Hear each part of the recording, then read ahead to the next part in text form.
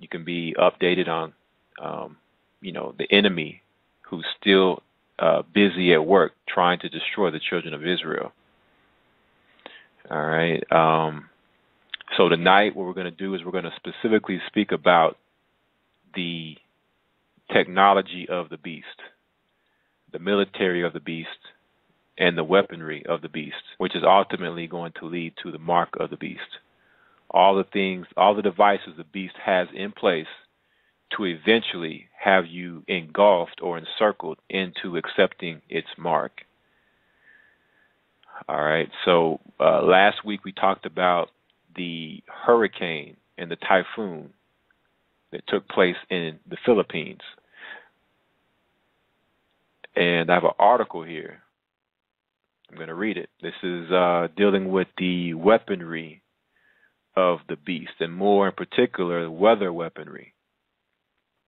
This comes off of presscorps.ca, dated November 15th, 2013, and it reads, U.S. wages war against Philippines using its HARP weather WMD systems, or weapons of mass destruction systems. It says here, the U.S. military sea-based X-band radar was ordered to set sail out of its berth in Hawaii on March 23, 2013, on what the United States Department of Defense claims to be routine sea trials.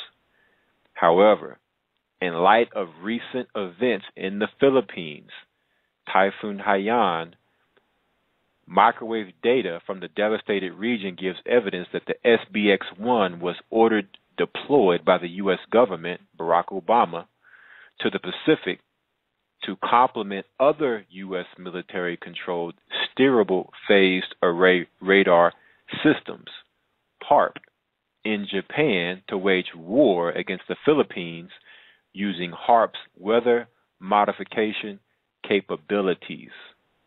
The SBX-1 was deployed for geopolitical purposes as a U.S. military-controlled weapon of mass destruction, an act of war. The SBX-1's active electronically scanned array radar is mounted on a Russian-built fifth-generation CS-50 twin-holed semi-submersible drilling rig, designed to function in the type of adverse conditions often encountered in ocean operations. The SBX-1 was built for one purpose, weather modification, which was revealed in the U.S. Air Force report titled Weather as a Force Multiplier, Owning the Weather in 2025. The HARP SBX-1 sea-based platform complies with a directive from the Chief of Staff of the U.S. Air Force to build upon weather-modifying concepts, capabilities, and technologies that the United States can use to remain the dominant air and space force in the future.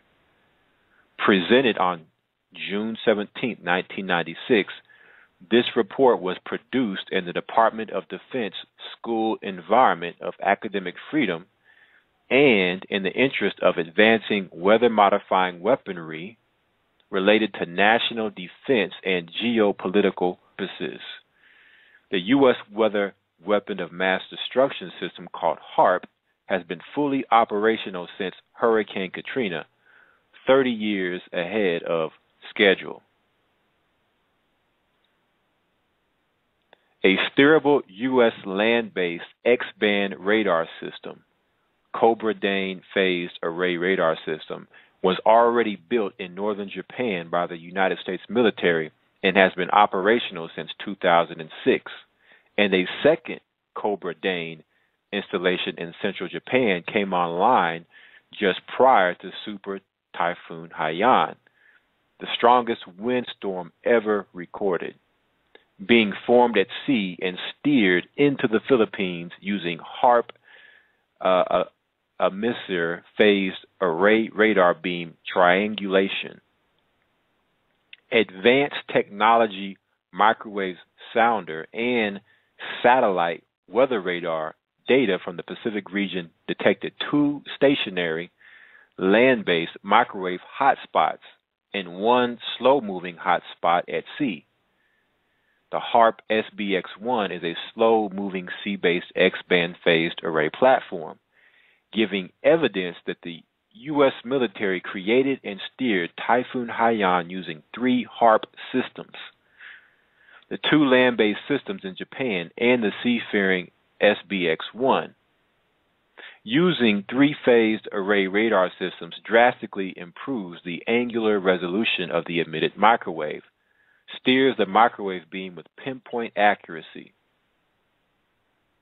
Another U.S. military-controlled HARP installation was available on Guam, the Cobra Dane installation pictured in this article. The SBX-1 and the land-based systems are all part of the U.S. Missile Defense Agency's ground-based mid-course defense project and performs a vital role in the ballistic missile defense systems. The SBX-1, the land-based systems, and the orbital X-37B are all illegal weapons of mass destruction. All are banned by the Environmental Modification Convention Treaty, an international treaty prohibiting the military or other hostile use of environmental modification techniques having widespread, long-lasting, or severe effects. It opened for signature on May 18, 1977 in Geneva and entered into force on October 5, 1978. All right, so the statement was made that this was a HARP-produced storm at first sight. It's not hard to pinpoint these disasters anymore because of what's happened in the past and the information that we have available to let us know, how these events occur. When you have a storm of that magnitude, the strongest storm ever recorded, and it's aimed at a demographic of people who we know make up the children of Israel, primarily the tribes of Naphtali, then we understand that this is beast warfare against the children of Israel. So whereas before they were having a hard time putting military in place in the Philippines and getting certain political agendas to pass there, now with this storm, they have opened up a door to where now the military can come in and what is looked at as a soft invasion, basically an invasion to where the people now will accept the military to come to help and save the day. So now you have a martial law type event and a martial law type atmosphere and environment to get people more comfortable with being around military. All right, Luke chapter 21, verse 20, lets us know that when ye shall see Jerusalem compassed with armies, then know that the desolation thereof is nigh. So when we see the children of Jerusalem compassed or surrounded with armies, know that they're bringing the desolation of abomination, and meaning they're coming for onslaught and destruction of the children of Israel. Now, you have a high level of idolatry that also goes on in the Philippines. So at the same time, if we are not following the Most High, we're disobeying Him, we are under the curses. So these type of events and disasters can definitely take us down. And it's the reason why you're seeing such a high level of death. You had so many thousands of people die with this storm. And think how many people are displaced now, how many people will probably end up sick and possibly die from starvation, or sick. You look up, now you have the Red Cross coming in, which is the Red Shield or the Rothschild. Red Shield means Rothschild. So now you have the Rothschilds coming in through Red Cross to bring in their vaccinations, their GMO foods, all the abominable things that they are physicians of no value to bring to the children of Israel. Now, I want to read a scripture here, since we'll definitely be talking about this chapter. I'm going to go ahead and get this scripture. Revelation chapter 13. Revelations 13. Now, when you read Revelations 13, it talks about two beasts. One that rises up out of the sea and one that rises up out of the earth. The first beast rises up out of the sea. We know it's talking about the ancient Roman Empire. All right, so Revelations 13 and 4 is talking about the ancient Roman Empire. And it says here, and they worshiped the dragon which gave power unto the beast. And they worshiped the beast, saying, who is like unto the beast? Who is able to make war with him? So understand, under the ancient Roman Empire, at that time, it was the greatest army and military the earth had ever seen. We know that Esau, or Edom, was blessed with the art of war. We also know that the Romans make up the race of Edom. So understand that this was then that nobody could make war with the beast. Well, fast forward to today, now you have the ancient Roman Empire on steroids with America, with the greatest military the world has ever had, greater than the ancient Roman Empire. Because now you look at the military that America has. During ancient Rome, they didn't have airplane fighter jets. They weren't able to drop bombs on people.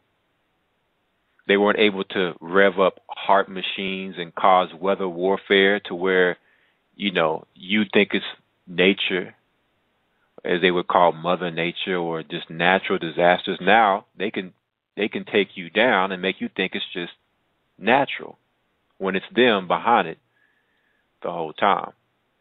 So if this was ancient Rome in Revelation 13 and 4, and who can make war with the beast, think about who can make war with the beast now in today's time. It's the reason why you can't stop America and what it does through its military and weaponry of the beast. All right, if you drop down to verse 13, Revelations 13 and 13, which is talking about America, the second beast that comes up out of the earth, it says, and he doeth great wonders, so that he maketh fire come down from heaven on the earth in the sight of men. So understand, the first beast wasn't able to do this. Ancient Rome was not able to make fire come down from heaven. It wasn't able to drop bombs, nuclear bombs. All right, send in drones shooting hellfire missiles. So again, America is ancient Rome on steroids. Ephesians 6 and 12 tells us, we wrestle not against flesh and blood, but against principalities, against powers, against the rulers of the darkness of this world, against spiritual wickedness in high places. So now you understand they have satellites in the skies, space stations in the sky that can do attacks from space. They have airplanes and helicopters that can attack you from the skies. Spiritual wickedness in high places, chemtrails. How do you fight against these things in high places? How do you fight against HARP, weather warfare? And that's the reason why Paul goes into the next verse and says, take upon you the whole armor of the Most High, so that you may be able to withstand in the evil day, and having done all, to stand.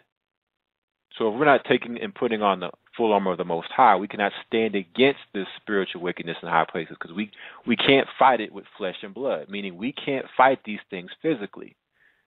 Spiritual war that we're fighting here. So we must equip ourselves spiritually. We must put down the idolatry. We must put down all the wickedness that the world has taught us, because this is spiritual wickedness we're talking about here.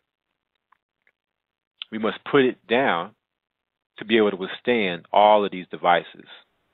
All right, so I just wanted to put that out there, so as we go through, tie all this together.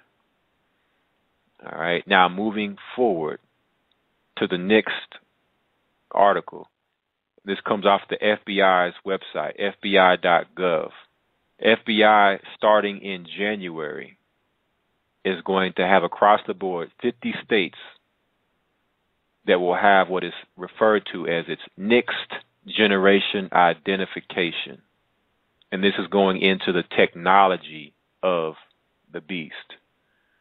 All right, I'm going to read some parts of this website so that you can understand what this means. Here's their vision.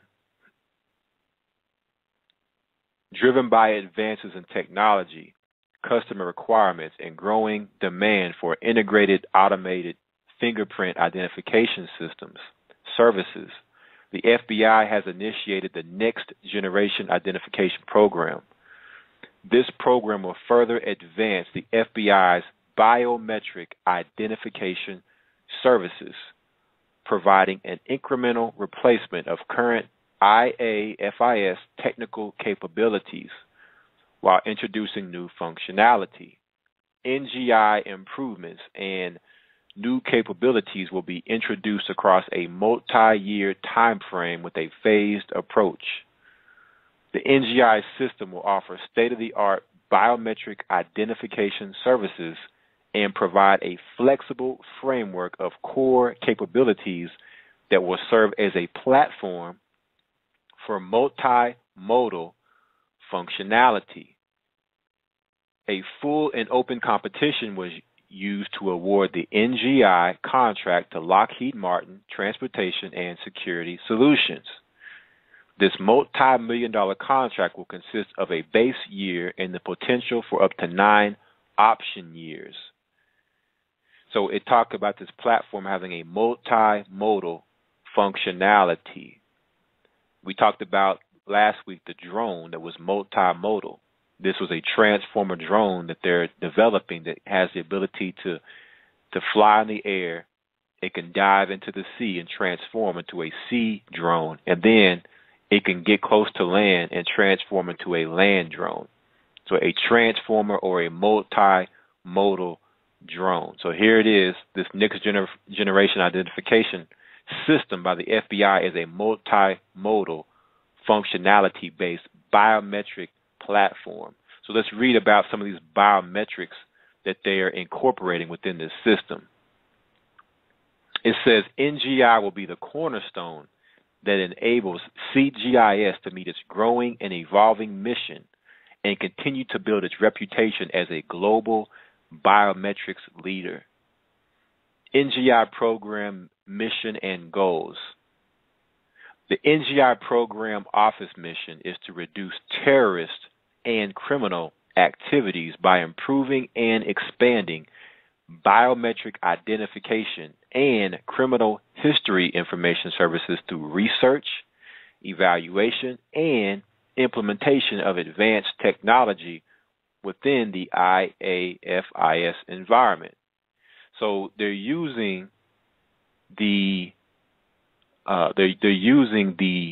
actual made up, fabricated agendas, terrorism, and also criminal activities, because America has the highest prison population of the whole world and only makes up 5% of the world's population. So through this so-called quote-unquote terrorism and criminal activity, they're using that as a premise or a pretext to now say, okay, we need to put biometrics in place to be able to identify these terrorists and criminals. It reads, its goals are as follows: public safety and national security. So they're saying we're going to do this for your safety and for your security. Next, biometric leadership. So they want to show that they're the leaders in biometrics. Third, efficiency improvements, to show that they've improved with their efficiency with this technology. Privacy and data protection. So they're promising you privacy and the protection of your data, which we know is a lie because this whole system that they are implementing is a surveillance system. And fifth, smooth transition, to make everything run smooth. It says NGI is a collaborative effort among the Bureau, the CJIS Advisory Policy Board, and members of the Compact Council, comprised of local, state, federal, and international representatives. Drivers and requirements: flexibility, capacity, accuracy, response times, additional functionality, interoperability, availability. All right. So the NGI capabilities, number one is quality check automation. Basically saying that they're going to bring good quality with this system, being able to do things faster, more efficient, more smoothly, less error. Number two, interstate photo system enhancements. With this particular point, they're saying that now they'll be able to easier identify people through facial recognition, whether it be tattoos, scars, marks. They'll now be able to easier identify people through facial recognition technology. Number three, disposition reporting improvements. All right, so this basically is going into options that will include the electronic submission of disposition data via the interstate identification, basically being able to share information across a broad spectrum of different consumers or whoever's using this system, connecting it to federal courts. 4, advanced fingerprint identification technology. This will provide faster, more efficient identification processing, increase search accuracy, improve latent processing services, and allow for seamless searches of 10 flat fingerprint impressions for non-criminal justice purposes. All right, it says here, it's going to provide law enforcement and partnering agencies with rapid mobile identification services to quickly assess the level of threat that an encountered individual poses. So basically to be able to easier and quickly identify threats using a minimum of 2 or a maximum of 10 fingerprint images, flat or rolled. RISC currently conducts an automated search against limited population of approximately 2 million records. All right, 5, enhanced IAFIS repository. All right, so this will improve the overall effectiveness of the IAFIS, develop new and streamline existing internal user processes, and provide new search and response services to the FBI's customers. 6, real quick, number 5, it says this repository will provide the submission of iris data, provide retrieval capability, provide iris search capability, and provide iris maintenance capability. So now iris scans, to be able to scan your iris, because again, all of these are biometrics. All of these are things that are unique to each individual. No two people are the same. And the beast understands and knows this. 6, FBI National Palm Print System. The NGI program will include the capability for the IAFIS to accept, store, and search palm print submissions from local, state, and federal law enforcement and criminal justice agencies. The National Palm Print System will provide a centralized repository for palm print data that can be accessed nationwide, providing our customers with an additional tool to solve crimes. So you got fingerprints, you got facial recognition, you got iris scans. You have palm prints, multimodal biometrics.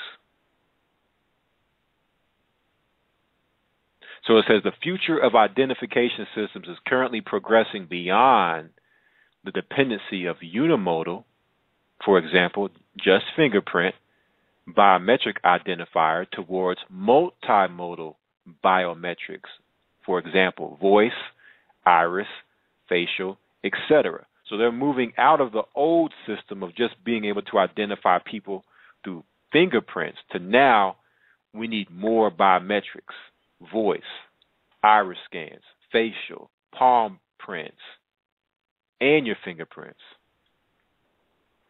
The NGI program will advance the integration strategies and indexing of additional biometric data that will provide the framework for a future multimodal system that will facilitate biometric fusion identification techniques.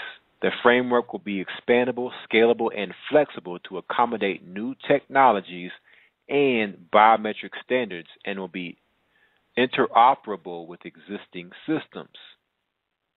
Once developed and implemented, the NGI initiatives and multimodal functionality will promote a high level of information sharing, support interoperability, and provide a foundation for using multiple biometrics for positive identification. So what they're saying here is that if we're able to get all of your biometrics, we can be more accurate with identifying people. There's less room for error. This is how they're selling it.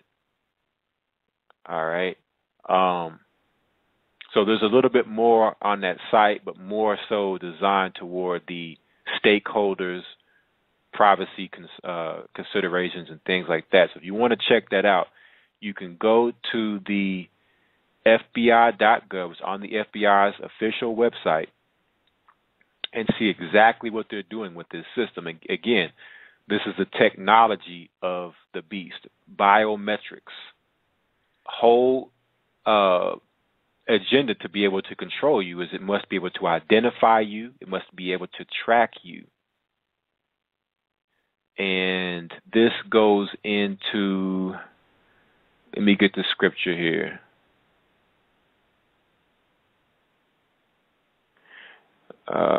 One moment.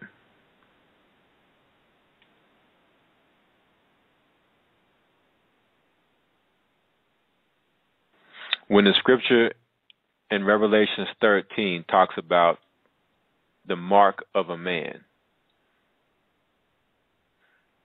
and the number of a man, all right, the mark of a man is these biometrics that we're going into, because everybody has their own unique biometrics.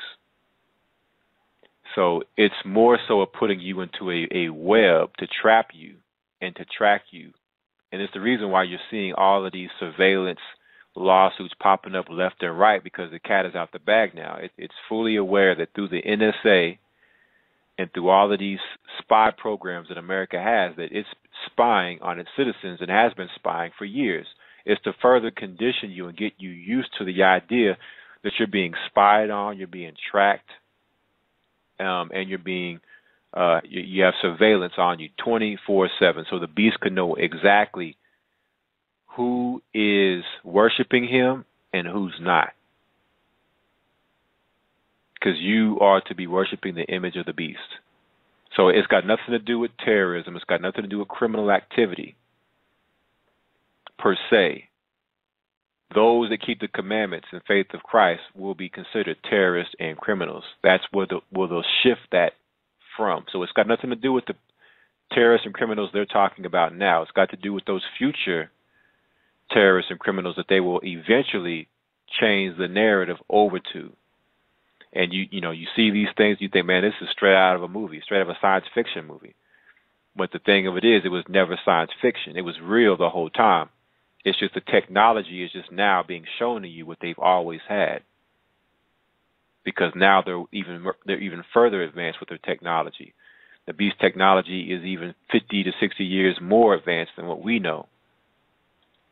So you would think, okay, with all of this going on, shouldn't there be somebody, fighting back or pushing back against this? Well, there was a article that came out on RT.com. It says FBI sued over secretive facial recognition program, June 28, 2013. So you would think, okay, well, if this is such a great program, and this is for our national security and public safety, then why is this so secretive if it's so good? Because Christ said, let your work and the things that you do be done in the light so that they can be seen before men. Why is everything so secretive when it comes to the FBI, the CIA, the government, all the agencies that surround it? All right, so you had a nonprofit organization, Electronic Frontier Foundation, that filed actually are suing the FBI for its inability to comply with multiple Freedom of Information Act requests filed last year. So this group has been asking for the FBI to comply with the law, and the FBI has basically just said we don't have to, or we're not going to. So they can break the law, but if you get caught jaywalking, you're going to get a ticket or you can go to jail. All right, so it just goes to show you the beast, who could make war with the beast.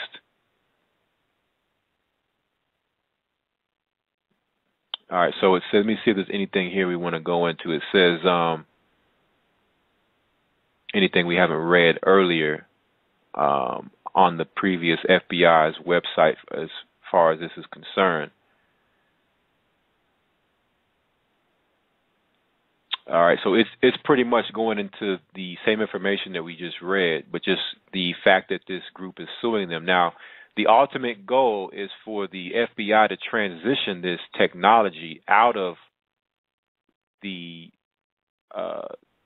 facial recognition, fingerprints, iris scans over to and moving everything over to voice, and being able to track you by your voice. Is another reason why they have all the cell phone companies, Verizon, AT&T, getting slapped with lawsuits, listening in to your phone conversations, because now through voice recognition, they can now track you just by you speaking. They don't need your pictures. They don't need your iris scans or your fingerprints. All they need to do is hear your voice, because it's a lot harder to disguise your voice than it is to disguise yourself. You can always put on a makeup or cover yourself up, whether you put on a hat or mask or anything. You cover yourself up. But with voice recognition, you may not even know that your voice is being monitored, even if you did want to try to cover it up.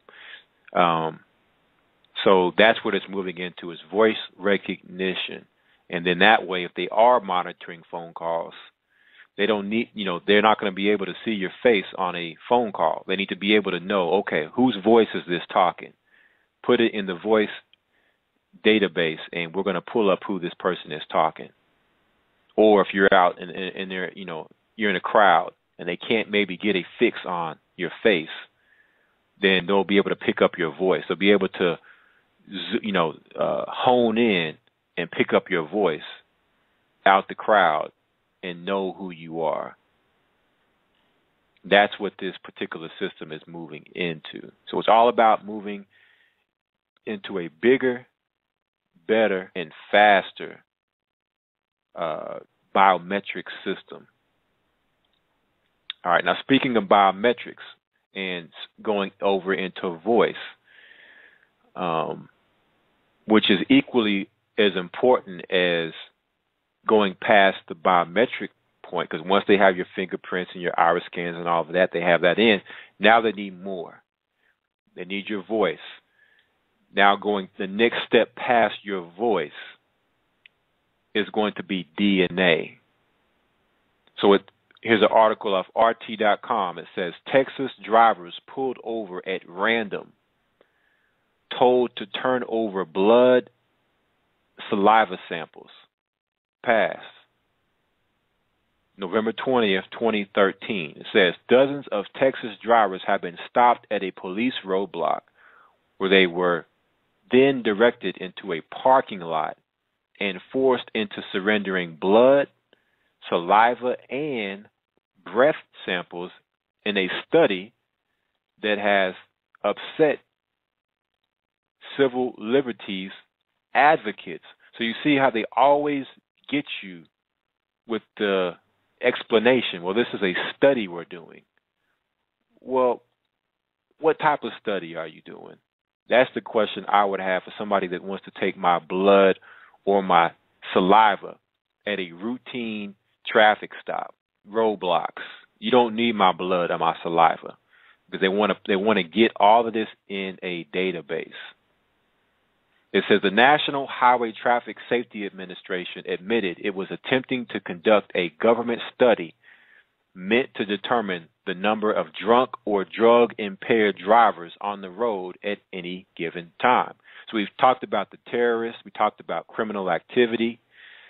Now the excuse is drunk or drug-impaired drivers. We need to see if you've been drinking or if you're drug-impaired.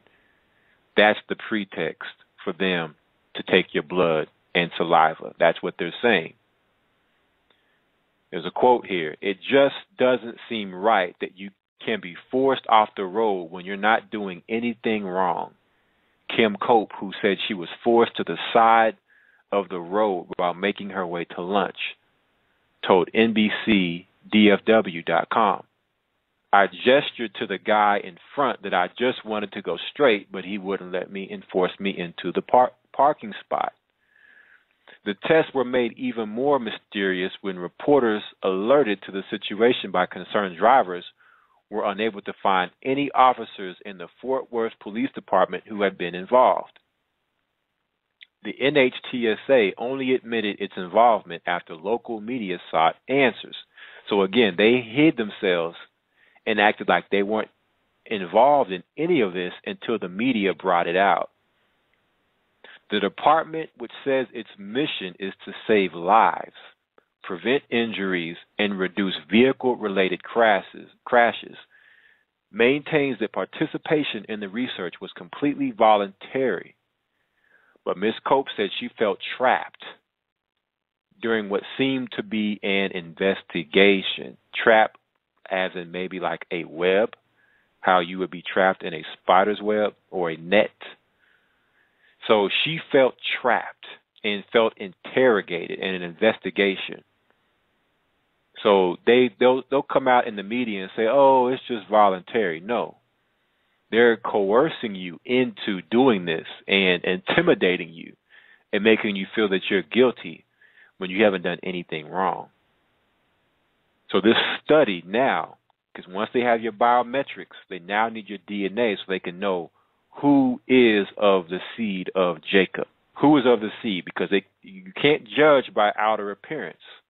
You can't just look at somebody and say, okay, this person's black or a person of color or this race or this particular nationality or this lineage. It doesn't work that way. It's all based upon DNA. So this is the next step past all of what we've gone through so far in biometrics is DNA. It says here, she said, I finally did the breathalyzer test just because I thought it would be the easiest way to leave. So she felt that in order for her to leave and make it easier, she went ahead and did the breathalyzer test because she felt that if she didn't do it, they would never let her go. So if it's just voluntary, then why would you feel that way? Why would you feel like, I just want to leave, I just want to go, and you would submit yourself to that? It just doesn't seem right that they should be able to do any of it.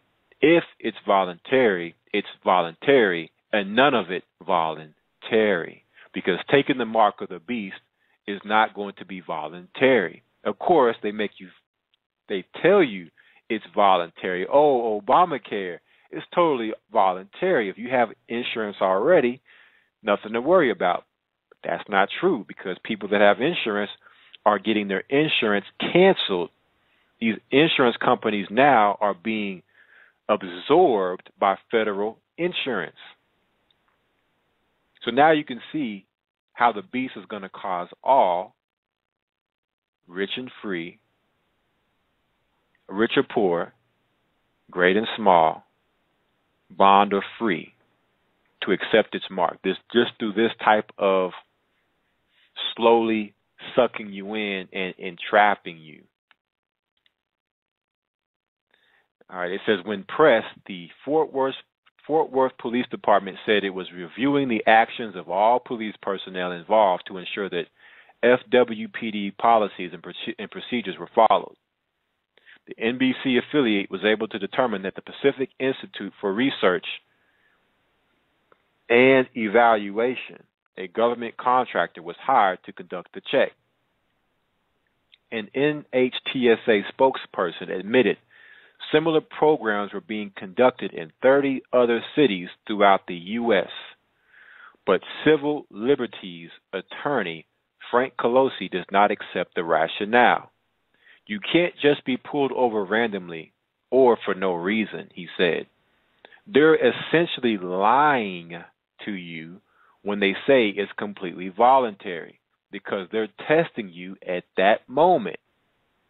He added that drivers who refuse may have been targeted by police for inadvertently giving the impression they were operating a vehicle under the influence. So basically, if you basically are trying to get away from this situation, then they're going to say, okay, you must be guilty. Why are you trying to run? Why are you in such a hurry to leave the scene? You see how the beast operates? And they're using law enforcement. They try to use the law to justify this, because you feel intimidated just being around a police officer, just because you know what a police officer may or may not do. So you already feel a certain type of way around police, especially if you are people. All right, we don't want no parts of the police. Even if we totally haven't done anything wrong, you feel a certain type of way being around police. All right, it says here, he also told NBC that fine print on the form told drivers their breath was being tested by passive alcohol sensor readings before the consent process has been completed. So that they have the technology already in place testing you, test your breath just by you speaking to the police officer. So you're already being tested. You see, without even them doing anything and injecting anything or putting anything in your mouth, anything. You're being tested just by speaking. So how is this voluntary? This oddity comes just months after Texas state troopers were caught on video conducting vaginal and cavity searches on female drivers at the side of the road. The videos quickly went viral, and attorneys for the women filed federal lawsuits against the troopers. It's ridiculous. Peter Schulte, a former Texas police officer and prosecutor, told the New York Daily News earlier this year, I was a law enforcement officer for 16 years, and I never saw anything like it. And the reason he never saw anything like it, because we are now in the age of the mark of the beast. We are now in the age of the technology of the beast. And it in being invasive and invading your space, wanting to know everything about you. We talked last week about Google, how Google is a search engine platform set up and strictly designed to know everything it is about you based upon what you like to search for or what you browse the internet and do or say. Now Google has taken it to another level with YouTube, to now where it's integrated Google Plus, to where now if you sign into YouTube and you want to comment, you need to have a Google Plus account to be able to link in, so they can now further link you in with people and know who's communicating with who and who's down with who. Because again, has to be able to identify the remnant of the woman's seed that's keeping the commandments and faith of Christ and the children of Israel, even those that may not be following the truth. The fact that they are potential threats, that at any moment they can wake up and become a threat to the system, makes them a threat. All right? Because you come up to somebody, you start sharing information with them, they may be feeling a certain type of way, like, you know what, I always felt something wasn't right. Or maybe down the road, you plant the seed, and then later down the road, it hits them. So if you're a children of Jacob, you're always a threat to the system. If you're a speaker of truth, even if you're not a children or a child of Jacob, you're a threat to the system, and the system has no use for you. So that's what this is all going into. Just for those that may not understand it, we are here. We are in the age of the beast and its mark. All right, now let's move to the next article. This comes off of WashingtonTimes.com. It says here, GOP to tattoo Obamacare disaster on 2014 Democrats. And this is dated Thursday, November 21st, 2013. It says here, Republican National Committee Chairman Reince Priebus vowed Thursday that his party will tattoo Obamacare on the foreheads of vulnerable Democrats going into next year's midterm election cycle. Now, I want to stop right there because I don't want to read any more of this article because it's going into the part that is the stuff you can throw out, the politics. We don't need the political part. This is an occultic subliminal message for the elite. They are communicating subliminally. And only those that have the eyes to see and ears to hear are going to understand what this means when they make a statement like this.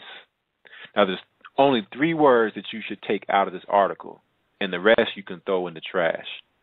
Those 3 words are Obamacare, tattoo, foreheads.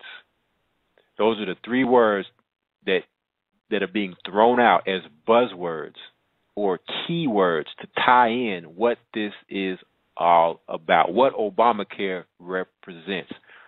Let me read the scripture. Revelations 13, verse 16. And he causeth all, both small and great, rich and poor, free and bond, to receive a mark in their right hand or in their foreheads, and that no man might buy or sell save he that had the mark or the name of the beast or the number of his name. All right. So if you understand this scripture, then you should be able to put 2 and 2 together to know that inside the Obamacare, within its literature, RFID, or a Class 2 radio device implanted in the skin. We know that's in Obamacare. We've been talking about it for years, several years. That's 1. 2, this particular government official is talking about tattooing Obamacare on foreheads. So, again, they're putting it right in your face subliminally. They do it through Congress and the government when they have all of these government debates and meetings, and whenever they speak, their speakings. They do it in movies, do it in TV shows, they do it in music videos, they do it in sports, all forms of entertainment. There are subliminals being thrown out there. So I wanted to bring this article out to show you how they'll throw that out there, but then they'll come in with a bunch of government political madness that's got nothing to do with anything to completely throw you off from the real message that's being conveyed with that statement. And they do the same thing with movies. They'll fantasize a movie when the movie is putting the truth right in your face. All right, so if you read this article, you really don't need to read the article, statement that was made, and throw the rest out. Obamacare, tattoo, and foreheads. All right, now we have, let's see, about halfway through our news. We're going to take a real, now, let's talk about, now that the beast is putting these measures in place to be able to track you, to be able to trap you, we're going to go back to Revelation 13. Because what if you don't want to be tracked? What if you don't want to be trapped? What about those that fight back? What about those that aren't with whatever the beast is telling them to do? You know, whatever they're implementing and instituting for you to like, you know, whether it's following these pagan holidays or, you know, having a certain type of status in life, you know. What if you're not down with any of that and you just want to live a simple life? You want to have your own land and have your own garden and not be any dependent upon anything that they're giving out. What about these people? Revelations 13 and 15. And he had power to give life unto the image of the beast, that the image of the beast should both speak and cause that as many as would not worship the image of the beast should be killed. So for those of us that want no dealings with the beast when it comes time for separation, and even up until the separation, the beast is going to have those people hunted down to be killed. How is the beast going to accomplish this? Well, we already know that they have surveillance and biometrics in place to be able to track you, identify you. That's one of the main reasons to have that in place, is to track those down that are going against the beast. For those that do worship the beast, their reward will be the mark. They will be able to take the mark to show their allegiance to the beast so that they can continue to operate within the system of the beast and continue to chase after that image and to continue to wander after the beast. So what is the beast going to use to come after those? Let's see. This comes off the telegraph.co. It says, Terminator-style self-assembling robots unveiled by scientists. And this is dated October 7th, 2013. It says, known as M-blocks, the cube-shaped robots have no external moving parts, but each contains a flywheel that can reach speeds of 20,000 revolutions per minute. When brakes are applied to the flywheel, it imparts its angular momentum to the cube, causing it to move. Each M-block has two cylindrical magnets mounted like rolling pins on each edge. When two cubes approach each other, the magnets rotate so that north poles align with south and vice versa, allowing any face of any cube to attach to any face of any other. By climbing over and around one another, the cubes can assemble into different shapes. So just real quick, what this technology is basically allowing the possibility for is in the event that a machine loses a limb or any part of it, that it can quickly come back together. It can just quickly, its arm fall off, its arm can come right back and go right back in place. And you kind of have to go online and look and view the video of this to kind of see how it works. It says, as with any modular robot system, the hope is that the cubes can be miniaturized, according to the researchers. The ultimate aim is to create hordes of swarming microbots that can self-assemble, like the liquid steel androids in the film Terminator 2. So again, you thought the movies were science fiction, Terminator and all the other movies that they have out? Well, think again. Their mission is to have this technology to be exactly like Terminator 2, where the liquid steel, if it gets shot off or whatnot, it can come right back together like nothing ever happened. It says, in the nearer term, however, the researchers believe that a more refined version of their system could prove useful even at something like its current scale. Armies of mobile cubes could temporarily repair bridges or buildings during emergencies, or raise and reconfigure scaffolding for building projects, for example. So that sounds great, right? And if it was to be used for that, that would be a great thing to be useful. But we know it's not going to be used for that. That's, again, another pretext or another premise to throw out there to get you to accept it and say, oh, yeah, that sounds cool and helpful. We need something like that to get you to accept it. It says they could also assemble into different types of furniture or heavy equipment as needed, and they could swarm into environments hostile or inaccessible to humans, diagnose problems, and reorganize themselves to provide solutions. In the vast majority of other modular systems, an individual module cannot move on its own, said Kyle Gilpin, postdoc at MIT's Computer Science and Artificial Intelligence Laboratory. If you drop one of these along the way or something goes wrong, it can rejoin the group. No problem. Meanwhile, Hod Lipson, a robotics researcher at Cornell University, described the M-Block as a low-tech solution to a problem that people have been trying to solve with extraordinary high-tech approaches.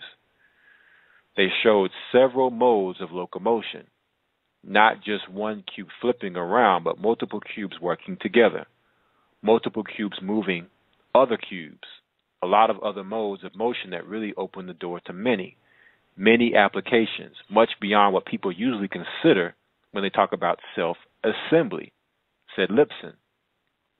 In an ongoing work, the MIT researchers are building an army of 100 cubes, each of which can move in any direction, and designing algorithms to guide them. We want hundreds of cubes scattered randomly across the floor to be able to identify each other, coalesce, and autonomously transform into a chair or a ladder or a desk on demand, said MIT research scientist John Romanishin. So these are the creations that the beast is putting into effect. The ability for self-assembly. Because we know that they have the drones. We know that they have the robots. But what in the event that gets damaged? So now they're looking to make it to where you won't be able to destroy these machines. They'll just come back together. Like in the movie Terminator. You can shoot it, you can hit it, you can do all these things to it, and it'll just come right back together like nothing ever happened. So this is the technology that the beast is putting in place to help it fight against those who are opposing the beast and refusing to worship its image and take its mark.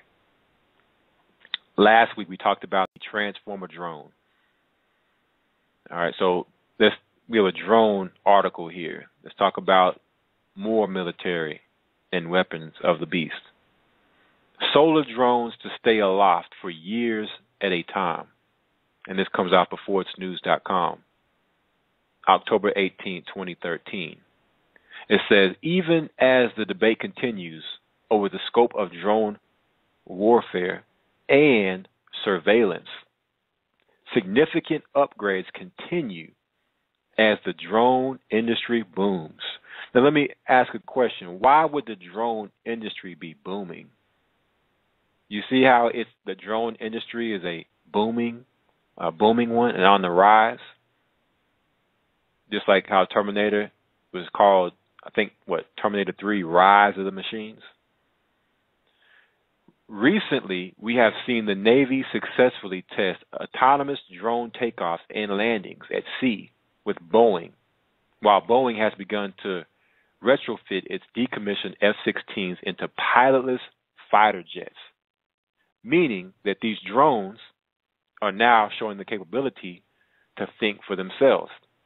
They have their own brain power, their own way of thinking, just like in Terminator. When the machines took over, they started to develop artificial intelligence, and eventually they took over and waged war against people. So that's what is also undergoing with this technology, is for machines to be able to think for themselves. They don't need people to control them. They can do whatever they want to do. This trend toward a future of autonomous fleets of large-scale warfighters is developing in tandem with the trend toward miniaturization and the mimicking of nature itself to hide each drone tech in plain sight. The latest developments focus on ways to not only get new drone models aloft via remote control or through their own autonomous decisions, but how to keep them there for as long as possible, perhaps even permanently. Okay, if I'm running from one of these drones, I could just wait it out, and it eventually will have to go back and refuel. But not with the technology they're coming up with. These drones can fly and never have to land. It says, toward the end of 2011, a program called Music was made public and revealed the goals of future combat systems, essentially a network of ground-based and sky-based systems that could communicate and operate as a seamless and permanent intranet of war and surveillance. Since that time, the technology has been publicly rolled out, demonstrating the capability for drones to stay aloft for increasing periods of time.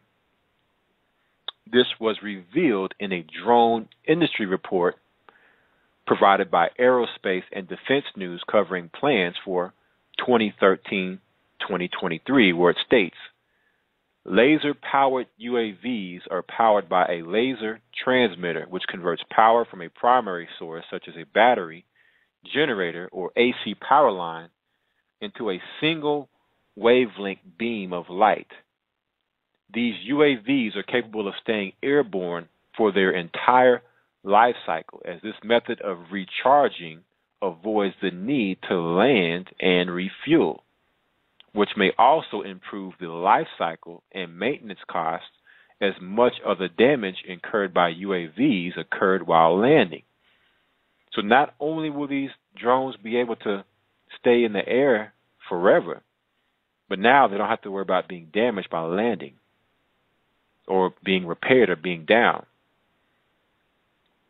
It is important to note that these drones eventually will be equipped with the latest in biometric capabilities, namely facial recognition, as was announced in the following Associated Press article. So here we go with biometrics again. So it's not just the FBI that's using biometrics. Now the FBI can work with these drone programs and these drone manufacturers and controllers to have these aircraft now have the ability to identify you through biometrics. And that's the reason why they need it in the database, so that they can monitor you from the air, from the skies, where you have no idea this spiritual wickedness in high places. It says, from seeing just the image of a face, computers will find its match in a database of millions of driver's license, portraits, and photos on social media sites. And that's another reason why these social media sites are now using facial recognition. The reason why they want you to upload your photos. And when you upload a photo, it can identify everybody in your friends list, or maybe not even in your friends list. It'll say, is this such and such? If they have a Facebook account, it'll identify that person in your own picture that you just uploaded. So they're all working together. It's all, again, a net and a trap to trap you in the system. Reading on. From there, the computer will link to the person's name and details such as their social security number, preferences, because, of course, using Google, it's going to know all your preferences, what you like, hobbies, family, and friends, because these social networks gather this information too. They know who your family are. They know who your friends are. They know what you like and what you don't like. Adding that capability to drones that can fly into spaces where planes cannot, machines that can track a person moving about and can stay aloft for days, means that people will give up privacy as well as the concept of anonymity. The fact that what used to be conspiracy talk is now openly discussed in corporate media as we head toward a full implementation of drones over the U.S. by 2015 is likely not a coincidence. By 2015, we're nearing the end of 2013. And we're going into the last 2 years of Obama's term as president. So you know they have to get this thing really, really ramped up within the next 2 years of a lot of things happening. You know, I don't see any other president or any other guy coming in and replacing Obama. Obama's the 44th president. That he's hit the high Masonic number of 44, the occultic number 44, which is the number for Saturn or Satan. And nobody's ever been able to do what he's done. So they had to have this thing going before the election time, even though the elections are a total sham. But they had to put it into the eye of the public. They had to have a reason why the election process has to stop. And they have everything in place to bring about that exact reason that the American people, that the American sheeple will accept. Here it says, with this as the backdrop, there have been some recent announcements in the area of solar-powered drones that bear watching. And here's my thing. They're willing to invest and put money into solar-powered drones. But why not put money and invest more into solar-powered homes and solar-powered buildings to where you don't need electricity? See, they'll put the technology for where it benefits them. But for where it benefits you, they can't do that because they lose control. Now you can be self-efficient. If you don't need their electricity, you don't need their electricity companies. You don't need to pay that money. See, they need to keep the slaves on the plantation. They need to keep the slaves continue to wean and suckle off the beast in the urban areas, the inner cities, close to the beast. They don't need you out away in the suburbs and in the countryside where you can self-sustain. Low-income housing, Section 8, food stamps, all these social programs come in to the inner cities if you want this beast aid. It says, CBS News recently reported that Titan Aerospace, let's look at that name, Titan Aerospace has developed its Solara line of drones which can fly continuously for up to 5 years. So Titan Aerospace letting you know who is in charge, of these drones, the Titans, the Nephilim. All right, Esau, whose habitation is high in the clefts of the rock, who exalt himself like an eagle, because the eagle can be miles up in the sky and can see you clearly, but you can't see it. That's the vision of an eagle. And these eagles have facial recognition and biometric technology and are equipped with weapons. It says the largest Solara will be 60 meters wide and have the ability to carry about 250 pounds. Cruising speed for the Solara is about 65 miles per hour, and the unmanned craft will have an operating range of over 2.8 million miles. The Solara series are designed to be a fraction of the satellite, but operate many similar tasks such as surveillance, crop monitoring, weather and disaster oversight, or any other monitoring that low-altitude satellites track. Titan Aerospace is based out of New Mexico, and a report from Breaking Defense finds that the defense and intelligence customers such as the CIA, NRO, and NGA are the most obvious interested buyers. So the CIA wants these drones. The company has reportedly held preliminary talks with intelligence agencies about the use of the Solara aircraft. The Solar concept is also being offered as the next gen tech to be applied to already existing micro drones that are designed to mimic nature. In May of this year, I covered the announcement of a 3D printed drone called RoboRaven that utilizes 3D printed components to produce a first of its kind, independently flapping wings. The new version of RoboRaven features solar cells added to its wings. Because RoboRaven's large wings have enough surface area to create a usable amount of solar energy, the team decided to incorporate flexible solar cells into them.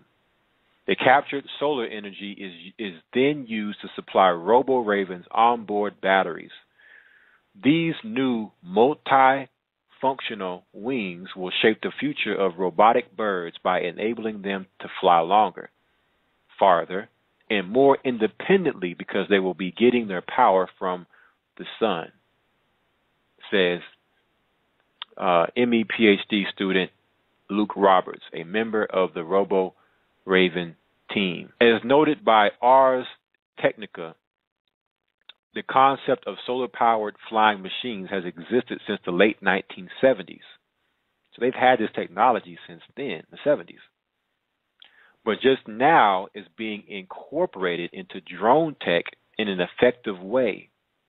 And lest anyone believe that this technology is not intended for full use over the U.S., an interesting map is offered in the Ars Technica article linked above showing the range of the solar drone Solara 50. Ars concludes as follows. Titan already has customer reservations for the first 3 of its Solara drones, 2 of which are intended to serve as communication relays, though the customer has not been identified. The first will be delivered in February, with manufacturing ramping up for a monthly delivery starting in April. When we begin to put these pieces together, the ones that are fully out in the open, we can look at what exists overseas for guidance as to what will be arriving in America. As we now know through the latest Snowden revelation, the NSA has been instrumental through a special division to accumulate data on targeted individuals, which has been used in at least one case to kill an alleged associate of bin Laden. So everything they're doing overseas with these drones, they're going to be doing in America. And it's only right because you reap what you sow. It's only right that if American citizens stand by and say nothing when innocent people get killed in Pakistan and in Yemen and Afghanistan and all the other Middle Eastern countries by these drones. It's only right that it come back on you. Because if it's no big deal for them to get bombed, then it shouldn't be no big deal for you to get bombed or shot at or to be tracked. I like to typically conclude these drone articles by showing the following two videos as they highlight the massive scope of what can be observed, as in the first video, and plans for expanding surveillance and killing right down to the insect and nano level seen in the second video. With up to 110 drone bases inside the U.S.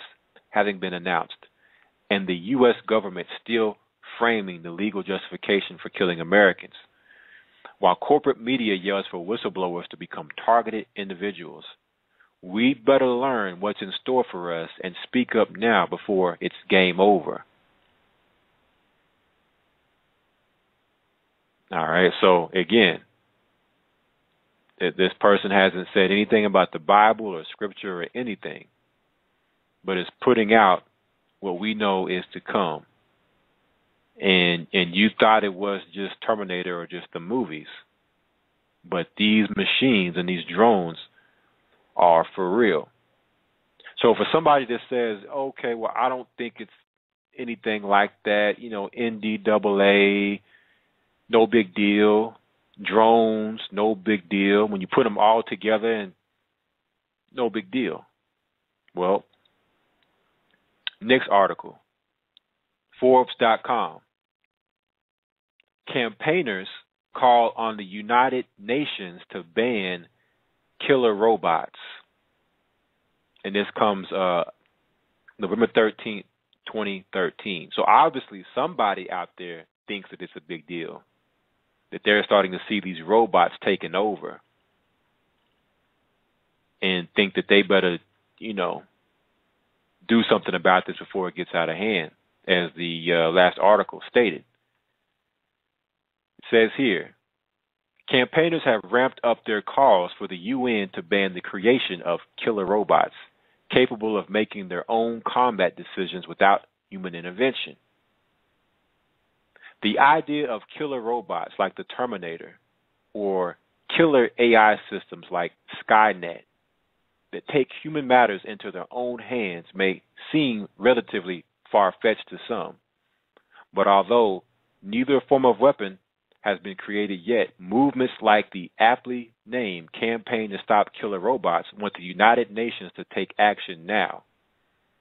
The annual meeting of the Convention on Conventional Weapons is due to take place in Geneva on Friday, and France is calling for nations to consider an international agreement not to develop fully autonomous drones which could select and eliminate targets without waiting for human intervention, meaning that if these drones are killing innocent people all the time with people flying these drones, imagine a drone that has its own mind to do whatever it wants. There would be no limit to what it could do. The convention's purpose is to ban or restrict the use of weapons that are considered to cause unnecessary or unjustifiable suffering to combatants or to affect civilians indiscriminately. And countries will vote at the meeting on whether to add questions about fully autonomous weapons to its slate for consideration next year. The campaign group, a coalition of 45 non-governmental organizations from 22 different countries, has called on states to take action.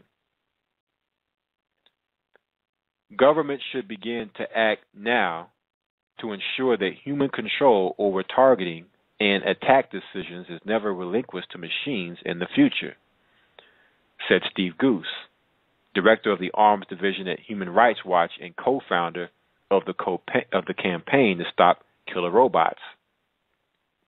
Nations need to start working urgently on both national prohibitions and an international ban on these fully autonomous weapons. The International Committee for Robot Arms Control, an NGO that was a founding member of the campaign,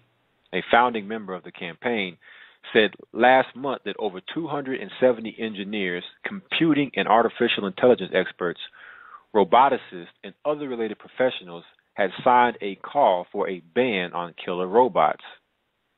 The experts agreed that given the limitations and unknown future risk of autonomous robot weapons technology, we call for a prohibition on the development and deployment. Decisions about the application of violent force must not be delegated to machines. ICRAC Chair Noel Sharkey, who was attending the meeting in Geneva, said at the time that countries needed to listen to expert opinions now. It is urgent that international talks get started now to prevent the future development of autonomous robot weapons before it is too late, he warned. Although there are no fully autonomous weapons in use today, robotic weapons like drones are already being used by the armies of countries like the U.S. and the UK.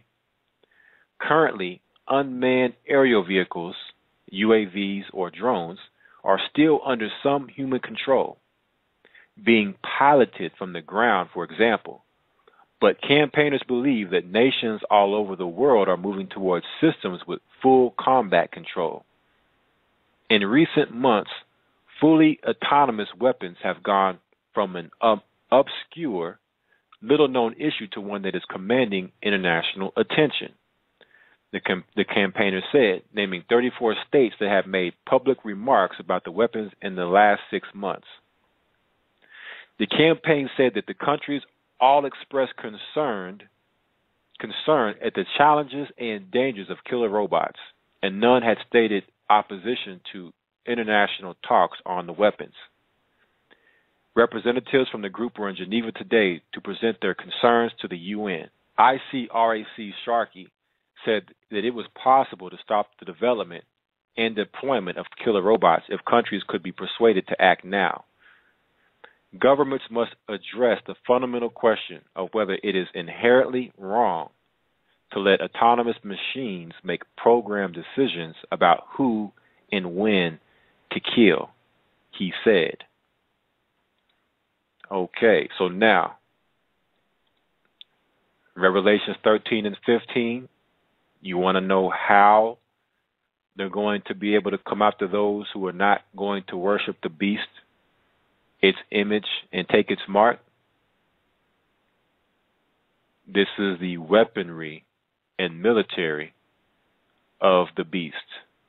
Terminator robots, killer robots, robots that can fly, robots that can swim, robots that can be on land. It can do all of those. The biometrics that are in place to track all of your information and put it into a database to easier identify you, to take your DNA, to get your DNA into a database to know who are you genetically, so that we can come against Jacob as we're going to the highest part of Jacob's trouble as we get closer and closer to the return of Christ. All right, so there's a lot more articles that I could go into, but I want to save some information because there's so much coming out right now with when it comes to technology and what the beast is doing with it. And I mean, it's simply amazing. And the fact that they're using us as people to further their agenda with technology, through cell phones. Now you have smartphones, and these smartphones are tracking you. They're getting all your information, everything you do. It's called a smartphone because it's getting information and compiling it for all of these companies like Google into a database, into these databases. That's what it's all coming down to. All right. So this while people are sleeping, the beast is frantically and rapidly moving faster and faster every day, increasing its technology. We talked about the director of DARPA last week, who now is the director of Google, and how Google now has the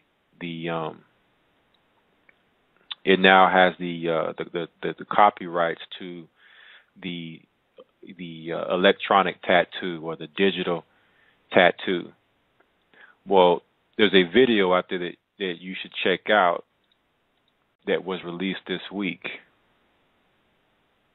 The video is called Alert, RFID chip readers at Walmart. The mark of the beast is here in Virginia. So now what they're doing at Walmart, which stands for martial law, and it will be a martial law hub.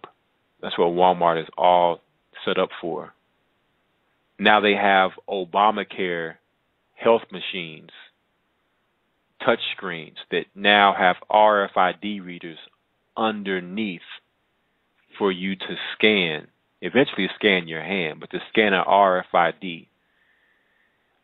And for you to go through the speaking machine. You have a woman or a man that's speaking on the screen, asking you questions about your health and your family, and you're just tapping away at the screen, giving it all your information, and it's talking to you, letting you know Obamacare is mandatory, and this is the image of the beast. This is the beast speaking when it says that the beast shall be able to speak. It's speaking through all of these different platforms, through entertainment, through technology. It's all around it. It's the matrix that is, has been kind of fantasized in the movie Matrix. And that's what we're in. We're in one big matrix, one big web. And we must escape and get out of the system and get off the grid. That's what the whole purpose of when you read Daniel chapter, I believe it's chapter 12, when the dead sacrifice is taken away. There's a time period, and it says, blessed are those that make it to this time. Those are those that will have escaped the mark of the beast, and those that will have made it into the wilderness. All right, so that's what it's coming down to. Again, it's happening at such a incremental pace, and there's so much distractions around us that we may not recognize what's really going on, because it's just as it becomes more and more around you at a steady pace, you don't really recognize it as much. As the military troops continue to increase, the drills continue to increase, you just get more and more comfortable and complacent to it. And we can't afford to be complacent in these times. There's no time to be complacent with all of these things happening. All right, so let's continue to be diligent. Let's continue to be focused and not lose sight of the prize, the ultimate prize, which is the kingdom of heaven. None of this stuff matters. So for anybody that's, thinking that, hey, I'm going to school to do this, or understand it's going to come to an end one day. And when it does, you have to ask yourself, where are you going to be? Are you going to be trapped in the system, or will you be looking to are you preparing yourself now for when that day comes? You're not too engulfed in the system to where you can't get out. All right, because even in the movie The Matrix, they were in the Matrix, but then they got out. They weren't living in the Matrix. They were only in the Matrix enough to do what they needed to get done, to do whatever they needed to do, and then they got out. And that's the same way we must do. We operate in this world, but we're not of this world. Okay, so we must use wisdom when we're operating in this world. Christ said, be wise as serpents, harmless as doves. Understand how they're setting this up to come after those that are going against the beast, those that are against its image. We are anonymous. We are legion. We do not forgive. We do not forget. Expect us.